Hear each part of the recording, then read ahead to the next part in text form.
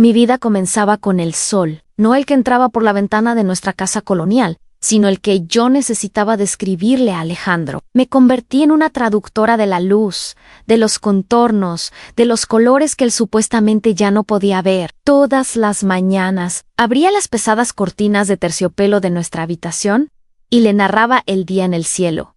Está de un azul pálido hoy, mi amor, con nubes finas como si alguien hubiera trazado líneas con tiza. Las bugambillas en el patio están tan vibrantes que parecen arder. Él solo asentía, con el rostro vuelto hacia la ventana, y yo creía que mi voz era su único puente hacia el mundo que habíamos perdido. Mi sacrificio era mi mayo, era prueba de amor, el cimiento sobre el cual se construyó nuestra nueva vida en 4 años. 4 años desde que su mundo se oscureció y el mío se encogió para caber dentro de estas paredes. Abandoné mi taller, el olor a arcilla húmeda, la alegría de crear algo con mis propias manos. Cambié el torno de alfarero por la responsabilidad de ser sus ojos, sus manos, su memoria. Mi identidad se disolvió en la de él, como una acuarela dejada bajo la lluvia. Yo era la esposa de Alejandro, el ciego. Era mi título, mi función, mi sentencia. Si alguna vez te has sentido invisible al lado de alguien que debería ser tu mayo, eres espejo. Quédate conmigo hasta el final, porque a veces la peor ceguera no está en los ojos sino en el alma. Yo amaba a Alejandro con la devoción de quien cuida una reliquia frágil. Cada paso suyo por la casa era un mapa que yo había grabado en su cerebro y en el mío. Los muebles nunca cambiaban de lugar. El vaso de agua estaba siempre a la derecha de su plato. Yo le cortaba la comida y lijía su ropa. Le leía por las noches hasta que mi voz enronquecía. Si te está gustando mi historia, dale a me gusta y comenta desde dónde me estás viendo, para que sepa hasta dónde puede llegar mi voz. Porque durante mucho tiempo le susurré a una sola persona, sin saber que mis palabras se perdían en el vacío de una mentira bien arquitectada. Nuestra casa, con sus arcos de piedra y patios internos repletos de lechos, era mi universo. Para él, era una prisión segura. Para mí, una jaula dorada. Conocía cada crujido del suelo de madera, cada mancha de humedad que la lluvia se empeñaba en dejar en las altas paredes. Era un lugar bonito para estar encerrada, pensaba. La belleza a mi alrededor servía como un analgésico para el dolor silencioso del aislamiento, para la juventud que sentía escurrirse entre mis dedos con cada plato que lavaba, con cada camisa que le abotonaba. Pulía los muebles y cuidaba el jardín con un celo casi desesperado, como si mantener la belleza de la casa pudiera enmascarar la decadencia de mi propia alma. La rutina era un ballet meticuloso y solitario. El olor del café recién hecho era el primer acto. Lo guiaba hasta la silla, su mano en mi hombro, un peso que se había vuelto parte de mí. Le describía el pan dulce, la rodaja de papaya, los colores. En la mesa, que solo yo veía, él comía en silencio. La mayo era parte del tiempo. Un silencio que yo llenaba con un parloteo nervioso sobre los vecinos, sobre el canto de un pájaro nuevo en el jardín. Respondía con monosílabos, y yo los aceptaba como si fueran un banquete, hambrienta de cualquier migaja de conexión que pudiera ofrecerme. Nuestra comunicación era un eco, mi voz golpeando contra una pared y volviendo distorsionada. Al fondo de la casa, mi taller de cerámica estaba cubierto por una sábana de polvo en el torno, silencioso, los sacos de arcilla, endurecidos como piedras. A veces, por la noche, cuando él ya dormía, iba hasta allí y pasaba los dedos sobre las superficies frías. Mis manos, que antes moldeaban la tierra, ahora solo conocían la textura de las sábanas, el mango de la sartén. Su piel se habían vuelto funcionales, despojadas de cualquier arte. La mujer que yo era, la artista, parecía una extraña, una fotografía desvaída de una vida que tal vez había soñado. No, vivido era la muerte más lenta y silenciosa que podía imaginar.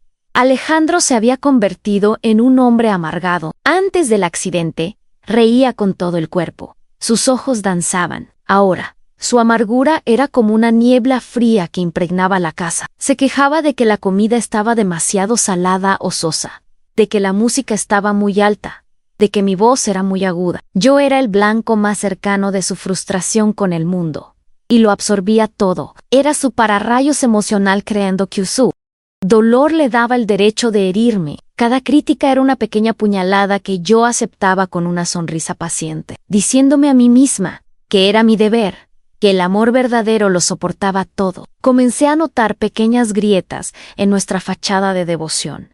Eran cosas mínimas, casi imperceptibles. La forma en que su mano se detenía a centímetros de un vaso que yo había movido sin querer. La manera en que se giraba hacia la puerta un segundo antes de que alguien llamara. Instintos de un hombre que ve, no de uno que solo oye y siente.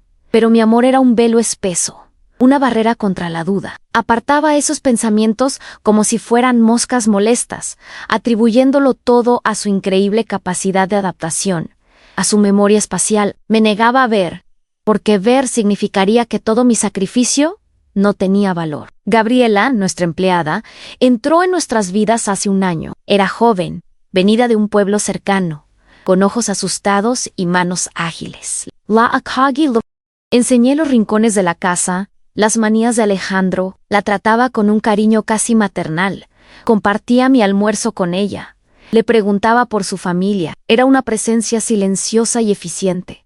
Y me sentía menos sola con ella cerca. Veía en ella una versión más joven de mí misma, llena de sueños que aún no habían sido podados. Aún confiaba en ella. Le confié las llaves de mi casa, la intimidad de nuestro hogar, sin darme cuenta de que ella ya tenía la llave del secreto más oscuro. Había noches en que intentaba recrear nuestra antigua complicidad. Ponía un disco antiguo, tomaba su mano y lo guiaba en un baile lento por el salón.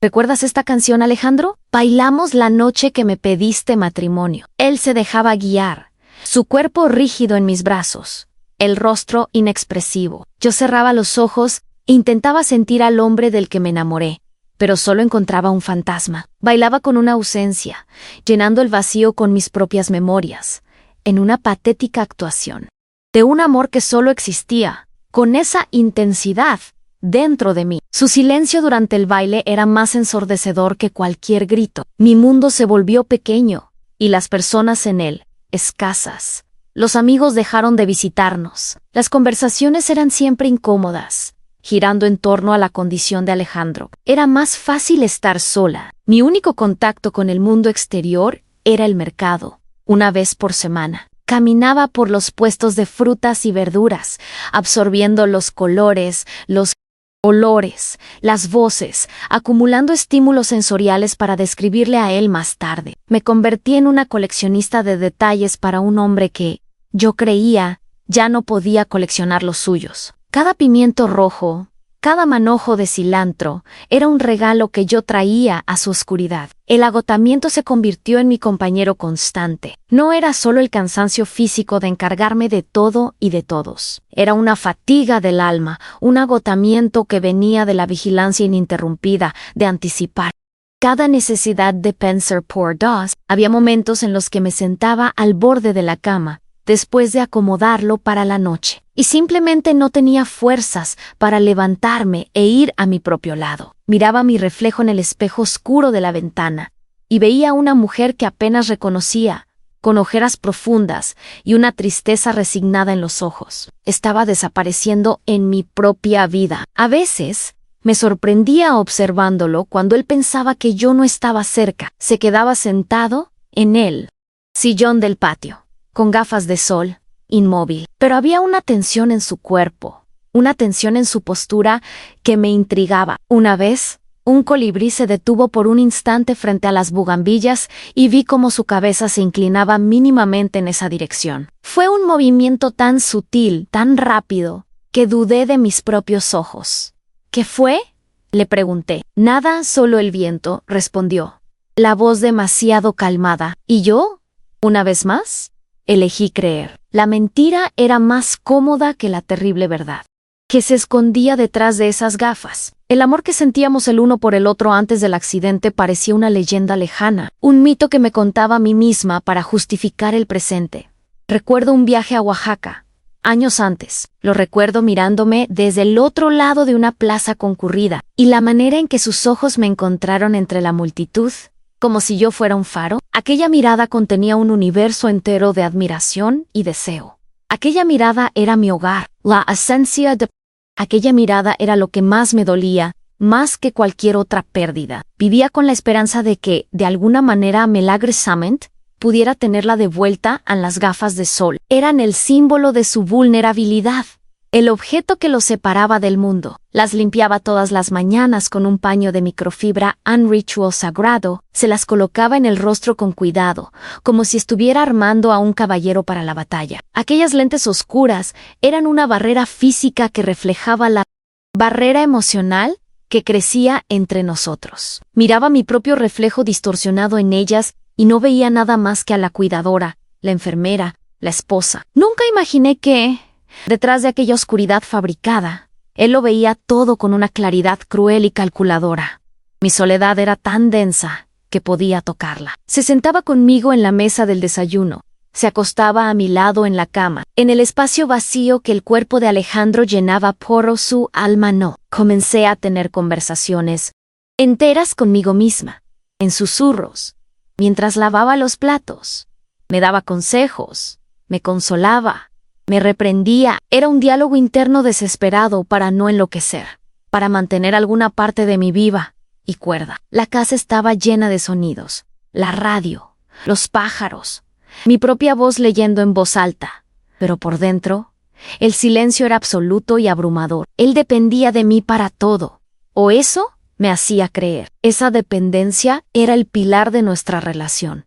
Me sentía necesaria, indispensable. Era una sensación poderosa y adictiva que enmascaraba cuanto me había vuelto dependiente de su dependencia. Sin su necesidad, ¿quién era yo?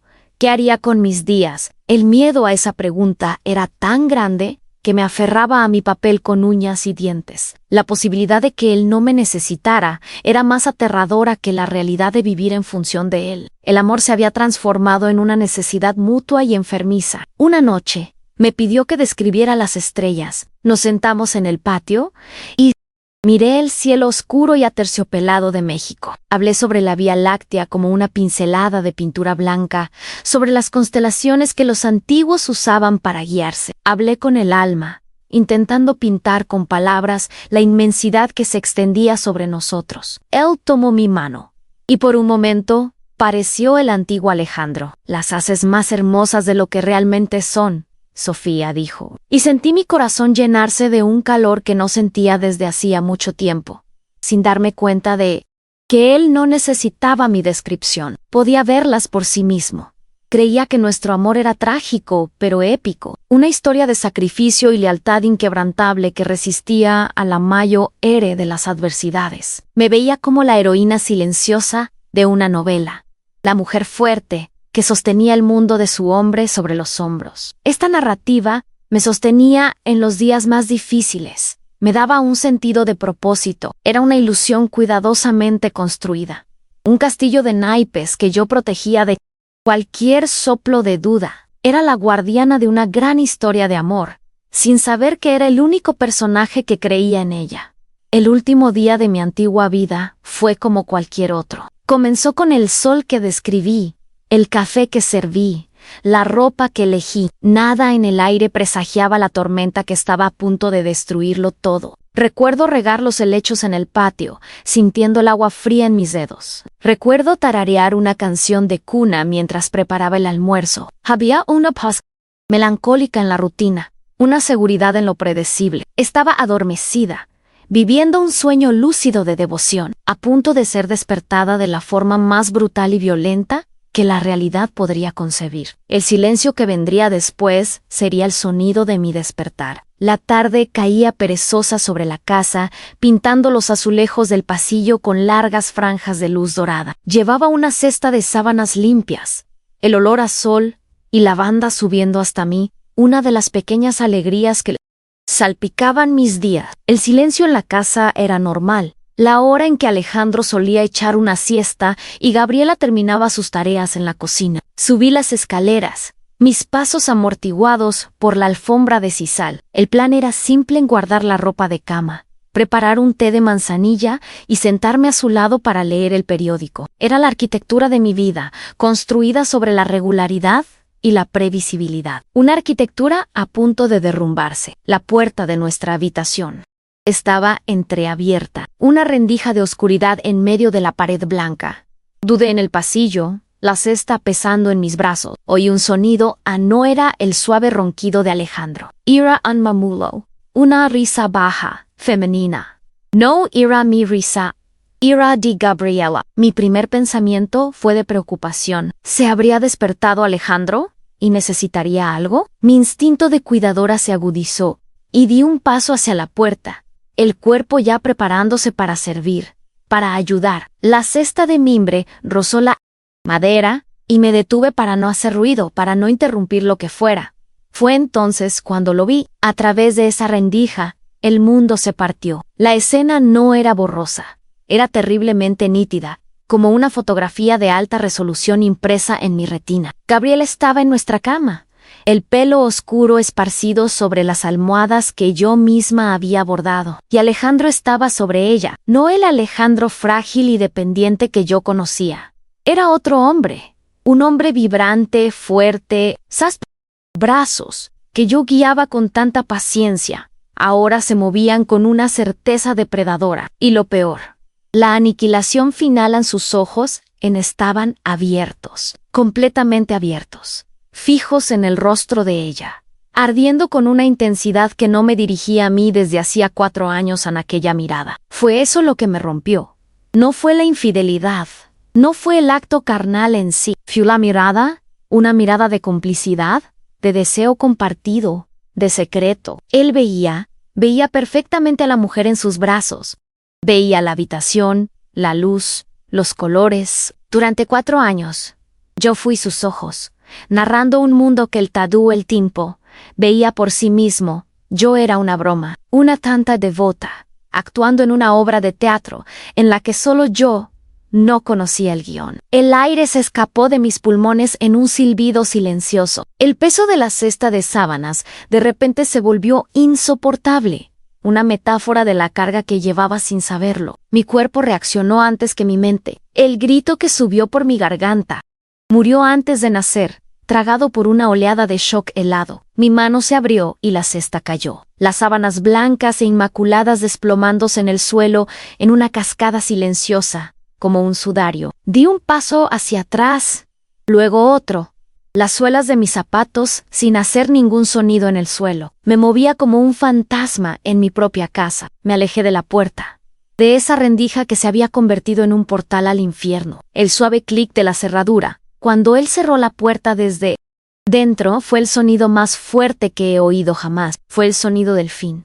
Caminé por el pasillo, cada paso una eternidad. El mundo a mi alrededor parecía distorsionado, las paredes ondulando, la luz del sol de repente agresiva y cruel. Entré en el baño de invitados y me miré en el espejo. El rostro que me devolvió la mirada era el de una extraña, pálido, los ojos desorbitados con un horror que parecía pertenecer a otra persona. No lloré. Las lágrimas parecían un lujo, una reacción demasiado simple para la magnitud de aquella devastación. La traición era una cosa, pero la mentira era existencial. No reescribía solo nuestro presente, envenenaba cada recuerdo, cada sacrificio, cada palabra de amor de los últimos 4 años. Cada momento de cuidado se transformó en una escena de humillación. Me acordé de guiar la cuchara hasta su boca en las primeras semanas después del accidente, cuando fingía no poder encontrar el camino. Recordé describirle el rostro de nuestros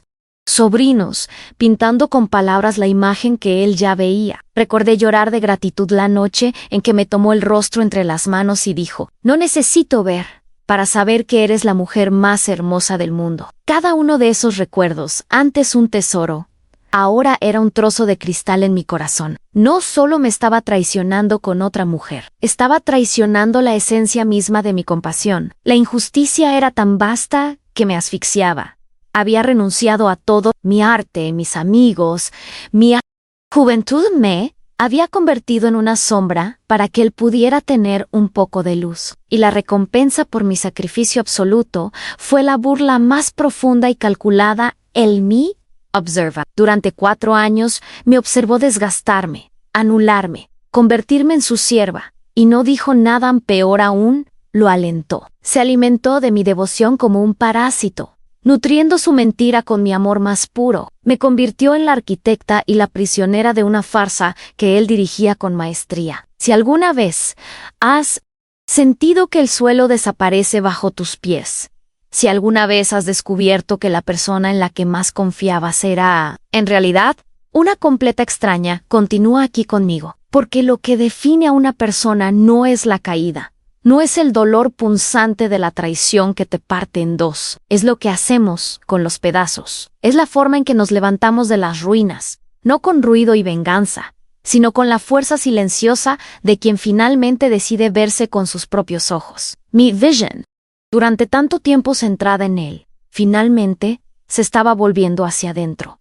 Fui a mi antiguo taller. El aire estaba estancado, pesado con el olor a polvo y abandono. Pasé la mano sobre el torno, dejando una marca en la capa gris. Me senté en el taburete de madera, el mismo en el que pasé horas y horas creando, y el sentimiento de pérdida me golpeó con la fuerza de un puñetazo. La mujer que se sentaba allí, la artista llena de vida, había sido asesinada, y el asesino dormía en mi cama, en los brazos de otra. No lloré, pero una náusea profunda subió de mi estómago. El mundo parecía inclinado, fuera de eje, y no tenía dónde agarrarme. El sonido de la risa de Gabriela, amortiguado por las paredes, resonaba en mi mente, una risa complice. Recordé todas las veces que fui amable con ella, que la protegí. Recordé haberle dado uno de mis chales en una noche fría, haberle dado dinero extra para ayudar a su familia. Mi bondad fue el arma que usaron contra mí. Había metido a la serpiente en mi propia casa, la había calentado en mi pecho y me había mordido en el corazón. Su traición era casi tan dolorosa como la de él, porque venía de un lugar donde yo había ofrecido confianza y afecto genuinos. El dolor venía en oleadas. Primero, el shock paralizante. Después, una ira fría y blanca que hacía temblar mis manos. Luego, la humillación. Una marea roja y caliente que subía por mi cuello, quemando mi rostro. Una tonta, una idiota, una mujer ciega por elección propia. Todas las señales que había ignorado, todas las pequeñas inconsistencias, ahora parpadeaban en mi mente como luces de neón. Nunca tropezaba. Siempre sabía dónde estaba yo en la habitación. Sus movimientos eran demasiado precisos. Yo había elegido no ver. La verdad siempre estuvo allí, y yo me había negado a abrir los ojos. La casa, mi santuario, de repente parecía un escenario de horrores. Cada objeto parecía contaminado. El sillón donde se sentaba para que yo le leyera. La mesa del comedor, donde describía las comidas en la cama. La cama estaba profanada. Un altar de sacrificio donde mi dignidad había sido descuartizada. Ya no podía respirar allí. El aire estaba enrarecido, envenenado por la mentira. Sentí un deseo abrumador de huir, de correr a la calle y no volver jamás. Pero, ¿a dónde iría? Mi vida entera estaba contenida en aquellas paredes, entrelazada con la del hombre que acababa de destruirla. Pensé en los 4 años, 1460 días, cada uno de ellos, dedicado a él cada mañana, cada tarde, cada noche. El tiempo se extendió ante mí como una carretera de sufrimiento inútil. ¿Qué había hecho con mi vida? Lo había invertido todo en un proyecto fallido, en una causa basada en un fraude. La sensación era de haber construido una catedral entera, piedra por piedra, con mis propias manos, solo para descubrir que fue erigida sobre un pantano, y se estaba hundiendo en el lodo. Y yo me estaba hundiendo con ella, atrapada en los escombros de mi propio amor. En el sol comenzó a ponerse, y la luz dorada fue reemplazada por sombras largas y azuladas. Seguí sentada en el taller, inmóvil en la creciente oscuridad. Podía oírlos moverse por la casa en el sonido de la ducha. Su voz, tranquila y normal, llamándome. «Sofía, ¿dónde estás, mi amor?» La palabra amor salió de su boca y golpeó mis oídos como un insulto, una obscenidad. No respondí en silencio, era lo único que tenía, lo único que era verdaderamente mío en ese momento, y me aferré a él como un náufrago se aferra a un trozo de madera. Su mentira era tan completa, tan abarcadora, que me hizo cuestionar mi propia cordura. Lo había imaginado todo, pero sabía que no. La imagen de él con los ojos abiertos, estaba grabada a fuego en mi memoria. La claridad de esa visión era la única certeza que tenía. Él veía, y si veía, entonces nada de lo que yo creía que era verdad era real. Nuestro matrimonio, nuestro amor, su dependencia, mi sacrificio, todo era una farsa. No era una esposa. Devotan era la víctima de una estafa, la más cruel e íntima de todas. El dolor comenzó a transformarse. El calor de la humillación empezó a enfriarse, solidificándose en algo duro y pesado en mi pecho. No era odio, era algo más profundo, más desolador. Era el luto por el hombre que pensé que era, el luto por la mujer que yo solía ser, el luto por los 4 años que me fueron robados, no por el destino, sino por una elección consciente y cruel de él. Estaba de luto por una vida que nunca existió, excepto en mi propia mente. Me llamó de nuevo, la voz más cerca ahora, con un toque de irritación. Sofía, tengo hambre. La trivialidad de esa frase, su normalidad, era grotesca. Esperaba que yo saliera de mi escondite cual fuera y retomara mi papel, que fuera a la cocina y le preparara la cena, como si nada hubiera pasado. Su expectativa, la arrogancia de creer que yo continuaría sirviéndole, fue la chispa que encendió algo dentro de mí. El dolor no desapareció, pero algo nuevo comenzó a crecer a su lado. Una determinación fría y silenciosa. No sabía lo que haría. No había un plan, solo un instinto primordial de autopreservación. El ballet de nuestra rutina había terminado. La música se había detenido. Y yo, la bailarina principal, ya no bailaría más. Me quedé sentada en la oscuridad de mi taller, escuchando sus pasos en el pasillo, buscándome. Por primera vez en 4 años, él estaba en la oscuridad, y yo, aunque rodeada por la noche, estaba empezando a ver con una claridad cegadora. La ruptura estaba completa. El conflicto no se libraría con gritos y acusaciones. Sería una guerra silenciosa. La noche se hizo más profunda, y la casa finalmente quedó en silencio. Imaginé que él y Gabriela habían comido sobras de la nevera y que ahora él estaba acostado en nuestra cama, tal vez esperándome, tal vez durmiendo el sueño tranquilo de los monstruos. No salí del taller. El suelo de cemento era frío, pero no lo sentía. Algo dentro de mí estaba congelado. Ya no era la Sofía cuidadora, la Sofía paciente, la Sofía tonta. Esa mujer había muerto esa tarde en El Pasilo, con una cesta de sábanas limpias en los brazos, y no sabía quién nacería de sus cenizas, pero sabía una cosa: ya no sería ciega. La primera luz del alba me encontró aún en el taller. No había dormido. El agotamiento había sido consumido por una fiebre interna, una claridad que era a la vez terrible y vigorizante. La mujer que se levantó del taburete de madera no era la misma que había entrado allí. El dolor todavía estaba presente, un núcleo de hielo en mi pecho, pero a su alrededor se formaba una nueva estructura, hecha de silencio y resolución. No tenía un plan detallado, solo un único e inquebrantable propósito.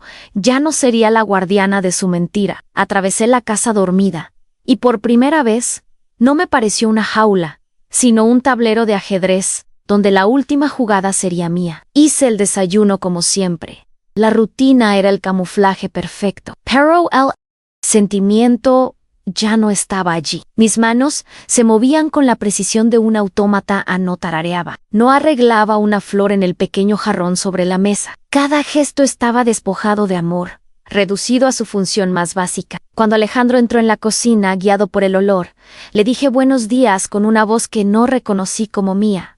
Era una voz pulida, neutra, sin color. Se detuvo, la cabeza inclinada. «¿Sofía? ¿Todo bien?» «Sí, Alejandro. El café está en la mesa», respondí, y el sonido de mi propio nombre en mi boca sonó formal, como si estuviera hablando de una tercera persona. Comenzó la semana más larga de nuestras vidas. Continué desempeñando mi papel, pero como una actriz en su última y más odiada función. Lo guiaba por la casa, pero mi toque era impersonal, el toque de una enfermera, no de una esposa. Mi mano en su hombro era firme, eficiente, y se retiraba en el instante en que él estaba a salvo. Le describía el mundo, pero mis palabras eran un boletín meteorológico, no un poema. Hace sol. El cielo está despejado. Hechos. Solo hechos. El amor, la ternura, la poesía que solía tejer en mis frases habían desaparecido, dejando atrás el esqueleto árido de la obligación. Él sintió el cambio inmediatamente.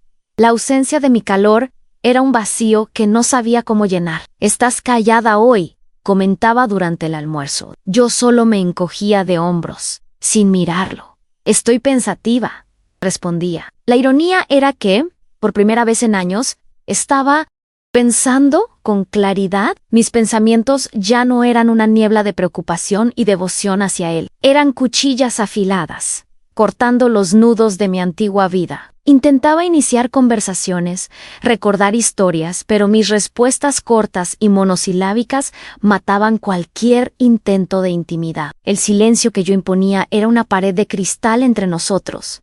Podía verme, pero no podía alcanzarme. Por la noche, en la cama, la distancia se convertía en un abismo físico. Me acostaba al borde del colchón, el cuerpo rígido, la respiración contenida. Lo sentía girarse en mi dirección. Sentía su presencia en la oscuridad como un punto frío. Antes me habría acurrucado en su espalda, buscando consuelo. Ahora permanecía inmóvil, fingiendo dormir, mientras mi mente trabajaba furiosamente. Lo observaba, incluso en la oscuridad, observaba la mentira en su sueño, en la tranquilidad de quien cree que su secreto está a salvo. Estaba estudiando a mi enemigo, aprendiendo el lenguaje de su complacencia y su arrogancia. Al tercer día, su irritación comenzó a desbordarse en ira. «¿Cuál es tu problema, Sofía? Háblame», exigió, la voz subiendo de tono. Golpeó la mesa con la mano, y el sonido resonó en la cocina silenciosa. No vacilé. Solo tomé su plato vacío, lo llevé al fregadero y comencé a lavarlo. «No hay ningún problema, Alejandro. Solo estoy cansada». Mi calma lo desarmaba. Low in location. Estaba acostumbrado a mis reacciones emocionales, a mi empatía, a mi capacidad de absorber su amargura. Ante mi neutralidad robótica, no tenía armas. Estaba acostumbrado a luchar con una esposa, no con un espejo vacío. Esa noche, volví al taller. La decisión ya se había solidificado en mi corazón. Encendí una pequeña lámpara y comencé a limpiar. Quité la sábana polvorienta del torno, limpié los estantes, organicé las herramientas. Fue un acto de purificación. Estaba limpiando no solo el polvo físico, sino también la negligencia, el abandono de mí misma. Tom un bloc de arcilla seca y lo puse en un cubo con agua. Escuché el sonido de la tierra sedienta bebiendo, ablandándose, volviendo a la vida. Mis manos, que durante años solo sirvieron para cuidarlo, se sumergieron en la arcilla fría y suave. No creé en nada. Solo sentí la textura, el olor, la promesa. Estaba reconectando con la mujer que él había intentado borrar. La semana continuó a ese ritmo tenso y silencioso. Para él, era una tortura de incertidumbre. Para mí, era una preparación. Cada tarea doméstica que realizaba era un acto de despedida. Limpiaba los cristales y veía el mundo exterior con más claridad. Fregaba el suelo y sentía como si estuviera purificando mi camino. Cocinaba ya no para alimentarlo, sino para usar el tiempo, para mantener la fachada mientras mi verdadero yo se organizaba para la huida. Me movía por la casa con la gracia de una bailarina ejecutando sus últimos pasos. Y en cada gesto había un adiós silencioso y definitivo. Comencé a verlo de verdad, no como mi marido ciego y dependiente, sino como el hombre que era como actor, un manipulador. Observé cómo sus ojos, ocultos tras las gafas, seguían sutilmente los movimientos de Gabriela cuando limpiaba el salón. Vi cómo estiraba la pierna para evitar el taburete que ella había dejado fuera de lugar. Un movimiento instintivo y rápido, que él disfrazaba con un tropiezo fingido un segundo después. Lo veía y con cada nueva prueba, el hielo en mi pecho se volvía más sólido, más inquebrantable. El amor y la compasión se habían transformado en un desprecio frío y analítico. Gabriela también sintió el cambio. Evitaba mi mirada. Sus movimientos se volvieron nerviosos y torpes en mi presencia. El aire entre nosotras era pesado con todo lo que no se decía. No la confronté. Ella no era el problema principal. Era solo un síntoma de la enfermedad. un peón en su juego. Mi indiferencia hacia ella fue quizás más cruel que cualquier acusación. La borré de mi realidad. La traté como parte del mobiliario. Al natural el poder de un antagonista, la reduje a su verdadera dimensión una pieza insignificante en la destrucción de algo que ya estaba podrido por dentro. En la séptima noche supe que era el momento. Me acosté a su lado por última vez. El abismo entre nosotros era tan grande que apenas podía oír su respiración. Dormía profundamente, agotado por la guerra psicológica que no entendía y no podía ganar. No sentí tristeza, ni ira, ni siquiera pena. Sentí solo una vasta y profunda sensación de cierre. Hombre, esa casa ya no me pertenecían. Era una visitante en un museo de mi vida pasada. Me levanté silenciosamente, la oscuridad de la habitación como un manto protector, y comencé mi ritual final. Pasé la madrugada limpiando la casa. No una limpieza normal, sino una limpieza obsesiva, impecable. Pulí cada superficie, alineé cada libro en la estantería. Aspiré cada rincón. Estaba borrando mis huellas dactilares, mi energía. Estaba dejando atrás una cáscara perfecta, un escenario inmaculado para el acto final de su obra. Era mi última amabilidad y mi más sutil crueldad. Dejé la casa más hermosa que nunca, un mausoleo brillante para nuestro matrimonio muerto. Cada paño pasado por los muebles era una caricia de despedida y una sentencia. Preparé su último desayuno. La mesa estaba puesta con una precisión quirúrgica. El zumo de naranja en el vaso de cristal, el pan dulce en la cesta de plata, la fruta cortada en patrones geométricos, era una obra de arte. Una naturaleza muerta, simbolizando el fin de nuestra vida juntos. Era la comida más hermosa que le había preparado. Y estaba hecha sin una pizca de amor. Era la materialización de mi dedicación pasada, ahora ofrecida como un último insulto. Una actuación final para una audiencia de un solo hombre, que aún dormía, inconsciente del veredicto que le esperaba. Entonces, tomé el objeto, el símbolo central de toda la farsa, sus gafas de sol que estaban sobre la mesita de noche. Las sostuve en mis manos. Las lentes eran frías y opacas. Durante años, representaron su fragilidad para mí. Ahora, veía lo que realmente eran un arma, una cortina, un escudo para su cobardía. Caminé hasta la mesa de la cocina y con un gesto deliberado y sin temblores, coloqué las gafas al lado de su plato, exactamente donde las encontraría. No había nota, no había carta, no había una sola palabra. Solo esas gafas y un objeto que lo decía todo. Eran mi confesión de que yo sabía. Eran mi acusación. Eran mi sentencia. Dejadas allí, en la mesa de un desayuno perfecto, en una casa impecablemente limpia, eran más elocuentes que cualquier grito, más devastadoras que cualquier escena de furia. Eran un espejo silencioso que lo forzaría a verse, a ver la monstruosidad de sus actos, la ausencia de todo lo demás, de mí, de mi voz, de mi ira. Haría insoportable la presencia de ese único objeto. No necesitaba castigarlo. La verdad, en su forma más simple y brutal, lo haría por mí al abrir la puerta principal. El aire de la mañana era fresco y limpio, y llenó mis pulmones con la primera bocanada de libertad real. La luz del sol naciente era suave, y no necesité describírsela a nadie, era solo mía. Miré hacia la calle, hacia el mundo que se extendía más allá de los muros de esa casa. Un mundo que había olvidado cómo navegar, pero que ya no me asustaba. El miedo había sido reemplazado por una calma profunda, la calma de quien ha sobrevivido al naufragio y finalmente ha alcanzado la orilla. Cerré la puerta detrás de mí. El clic de la cerradura fue suave, casi inaudible, pero para mí sonó como el pistoletazo de salida para mi nueva vida. No llevaba equipaje en mis manos, excepto por un pequeño bolso con lo esencial. Lo estaba dejando todo atrás, la ropa, los muebles,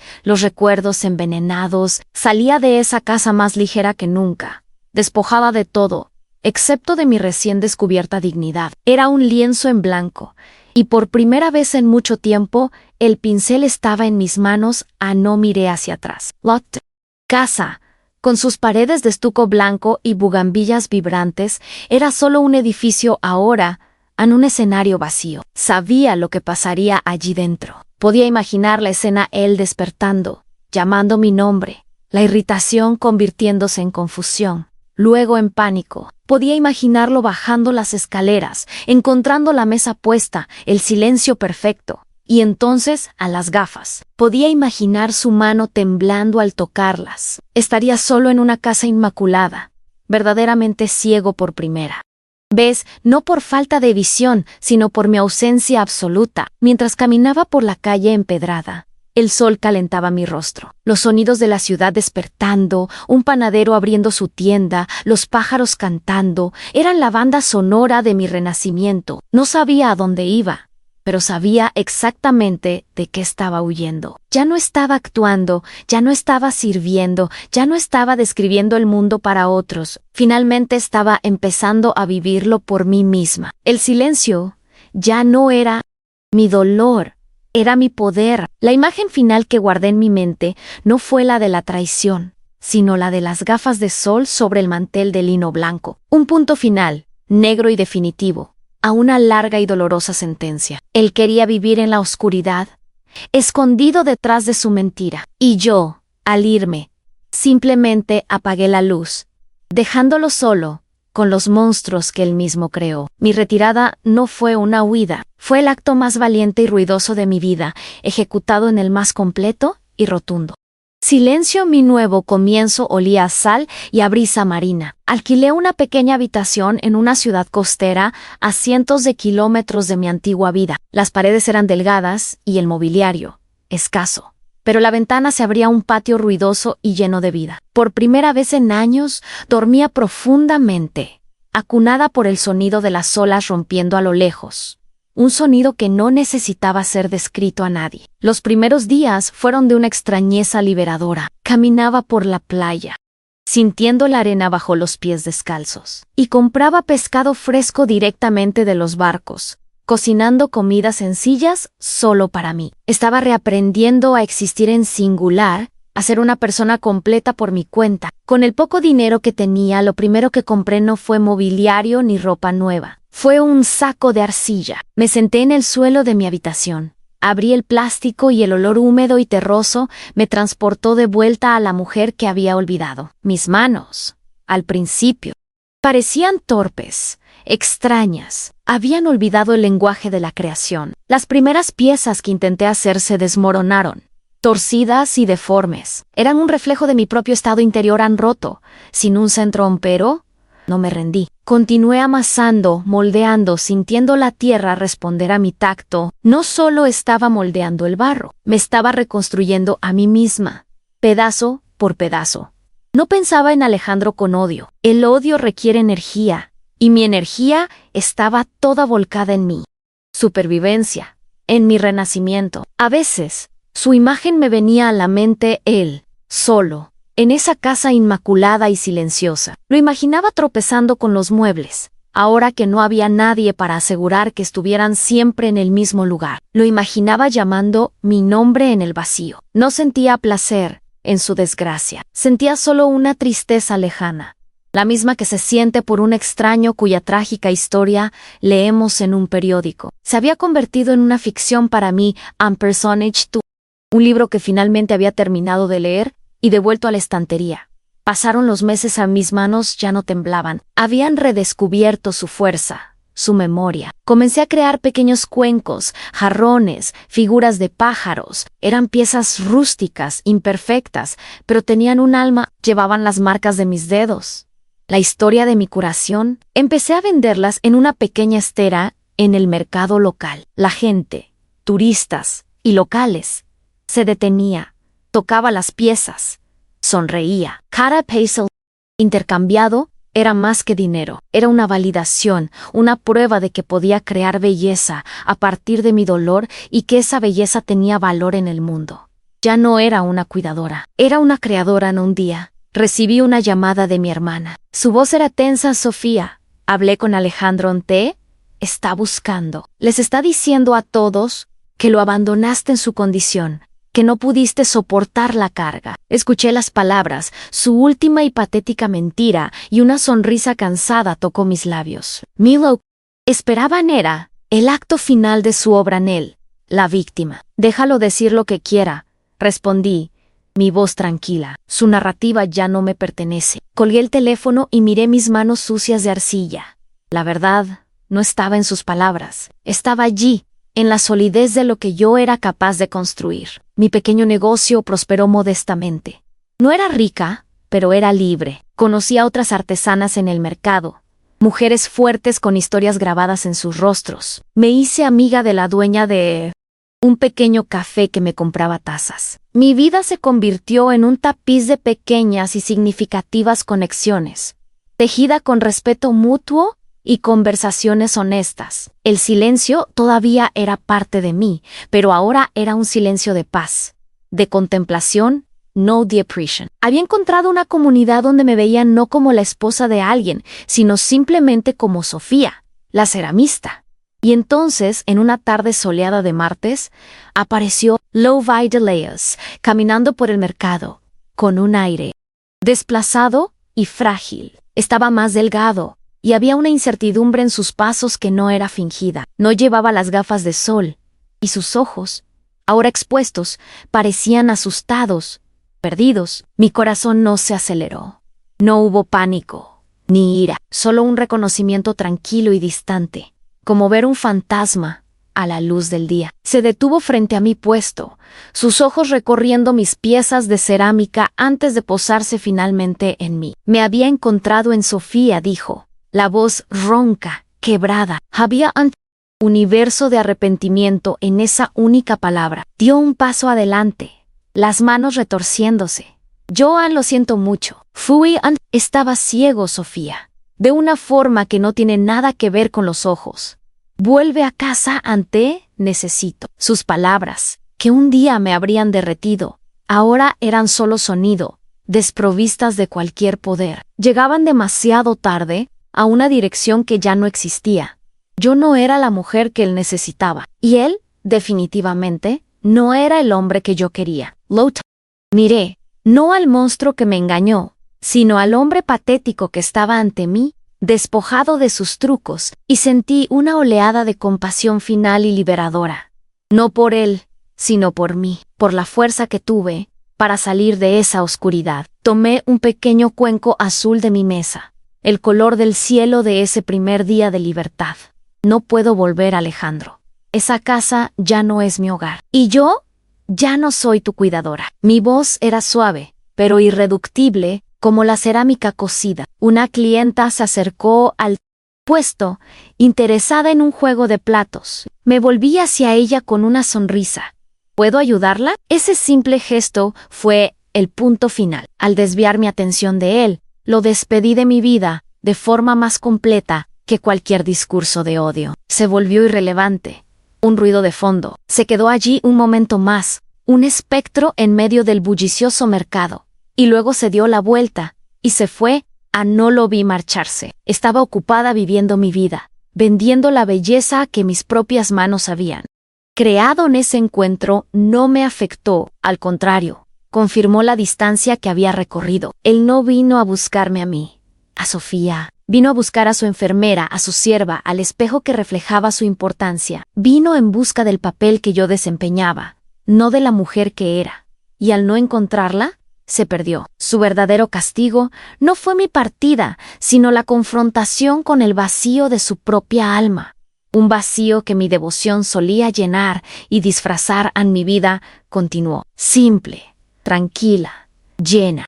Dice, encontré belleza no en grandes gestos, sino en los pequeños detalles, el peso de la arcilla en mis manos, la forma en que el esmalte brilla después de salir del horno, la sonrisa de un cliente satisfecho. Aprendí que el mayo ere amor no es el que se sacrifica por el otro, sino el que nos enseña a salvarnos a nosotros mismos. La dignidad no estaba en soportar el dolor en silencio, sino en usar ese silencio para planificar la propia liberación. No me convertí en una mujer amargada o desconfiada. La experiencia no cerró mi corazón. Al contrario, lo abrió a un tipo diferente de amor. más honesto y arraigado en el respeto propio. Seguía creyendo en la belleza y la bondad, pero ahora sabía que debían empezar dentro de mí. No necesitaba que nadie me describiera el mundo, ni necesitaba describírselo a nadie.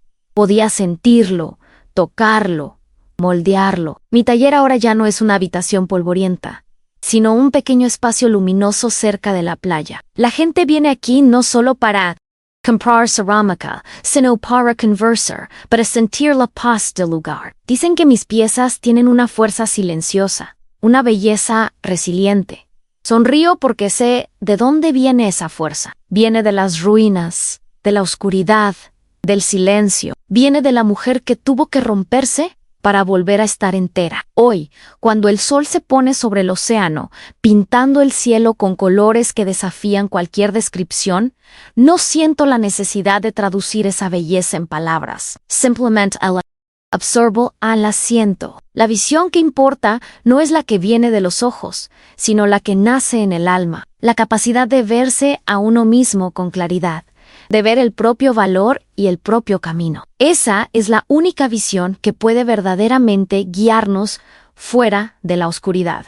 Sigo siendo una traductora en cierto modo, pero ya no traduzco la luz para un hombre que se negaba a ver. Traduzco el dolor, la resiliencia y la esperanza en formas y texturas, en objetos que la gente puede sostener en sus manos. Transformo el peso del pasado en la ligereza del arte. Cada pieza que creo es un testimonio silencioso de mi viaje, una prueba de que es posible encontrar belleza en las cicatrices. A veces, una clienta me pregunta qué me inspira. Miro mis manos, los restos de arcilla bajo mis uñas, y pienso en los 4 años de oscuridad. Pienso en el descubrimiento, en el dolor, en la retirada silenciosa. Pienso en la casa vacía y en el par de gafas de sol sobre la mesa. La inspiración no fue una musa, fue un despertar. Una dolorosa, pero necesaria, apertura de los ojos a mi propia verdad. No sé qué fue de Alejandro, y no me interesa saberlo. Su historia terminó para mí en el momento en que cerré la puerta de esa casa. Mi historia, por otro lado, apenas comenzaba. Puede que me haya robado 4 años de mi vida, pero, al hacerlo, me dio el regalo más precioso a mí, devolvió a mí misma. Y esa es una deuda que él nunca podrá pagar y que yo nunca necesitaré cobrar. Aprendí que algunas batallas no se ganan con espadas, sino con la decisión de retirarse del campo. La verdadera fuerza no está en la confrontación, sino en la dignidad de elegir la propia paz. Él pensó que mi ausencia sería su castigo, pero la verdad es que mi presencia era su último privilegio, uno que desperdició de forma irrevocable. Su libertad era fingir que no veía. La mía, ahora, es verlo todo. Durante 4 años, describí el mundo para un hombre que veía. Hoy, ya no describo nada. Con mis propias manos, creo mundos enteros a partir del barro. Y por primera vez, la única visión que importa es la